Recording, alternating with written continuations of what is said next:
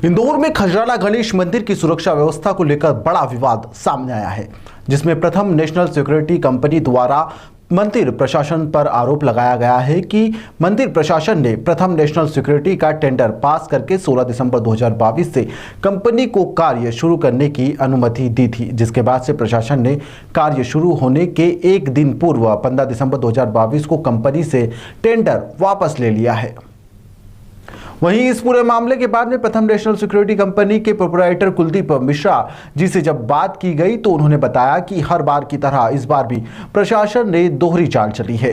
हर बार किसी न किसी कंपनी को टेंडर पास करके आखिरी समय पर टेंडर निरस्त कर दिया जाता है और बालाजी सिक्योरिटी सर्विस को टेंडर दे दिया जाता है। वहीं उन्होंने मंदिर प्रशासक प्रतिभा पाल को भी इस पूरे मामले से अवगत करवाया है और इंदौर कलेक्टर टी इलैया राजा को भी इस पूरे मामले से अवगत करवाया गया है। उन्होंने कहा है कि बालाजी सिक्योरिटी सर्विसेज अधिकारी लेवल व राजनीतिक पावर लगाकर गलत तरीके से यह टेंडर हथिया लेते हैं। वहीं कुलदीप मिश्रा का कहना है कि टेंडर मिलते ही उन्होंने टेंडर की फीस भी जमा कर दी थी और सिक्योरिटी गार्ड को भी दूसरे शहरों से बुलवा लिया गया था, जिसमें उनका 5 से 6 लाख रुपए भी खर्च हो चुका है। अब कुलदीप मिश्रा प्रशासन से गुहार लगा रहे हैं कि इस पूरे मामले की जांच की जाए और उनके साथ न्याय किया जाए। मेरा नाम प्रताप द्विवेदी है और मेरा विषय ये है कि श्री गणपति खजराना मंदिर इंदौर में सुरक्षा व्यवस्था की निविदा आमंत्रित की गई थी। सुरक्षा व्यवस्था की निविदा में हमारी कंपनी द्वारा पार्टिसिपेट किया गया था।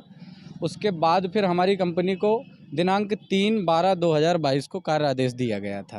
कार्य आदेश में 16/12/2022 से कार्य प्रारंभ करने की तारीख तय की गई थी और हमारी एजेंसी को ये कहा गया था कि आप 16/12/2022 से कार्य प्रारंभ कर सकते हैं। पूर्व में कार्यरत एजेंसी बालाजी सिक्योरिटी को कार्य बंद करने के लिए 16/12/2022 से पत्र दे दिया गया था एवं 15/12/2022 को हमें 4 लाइन का एक पत्र प्राप्त होता है, जिस पत्र में ये लिखा जाता है कि आपके कार्य आदेश को निरस्त किया जाता है, जो कि निविदा प्रक्रिया के बिल्कुल खिलाफ है। निविदा प्रक्रिया में आज तक हम लोगों ने दूसरे संस्थानों में भी पार्टिसिपेट किया है। इस तरह की प्रक्रिया करना बिल्कुल उचित नहीं है। जैसा कि प्रताप जी ने बताया, हम लोग प्रथम नेशनल सिक्योरिटी हमारी फर्म का नाम है और हमारी जो फर्म है मध्य प्रदेश के अलावा छत्तीसगढ़, राजस्थान और सारी जगहों में गवर्नमेंट सेक्टर के टेंडर निविदाओं को पार्टिसिपेट करती है और निविदा की कुछ शर्तें होती हैं, जिसमें से अगर आप वर्क ऑर्डर इशू करते हैं, उसके बाद आप एग्रीमेंट प्रोसेस होती है। हमारे द्वारा ईएमडी भी, धरोहर राशि भी जमा करा दी गई और अचानक से ऐसे किसी भी प्रकार का प्रशासनिक हवाला दे के निविदा निरस्त करना वाकई नियम के विरुद्ध है और उनके द्वारा ये कहा जा रहा है कि हमारे ऊपर किसी प्रकार का दबाव है।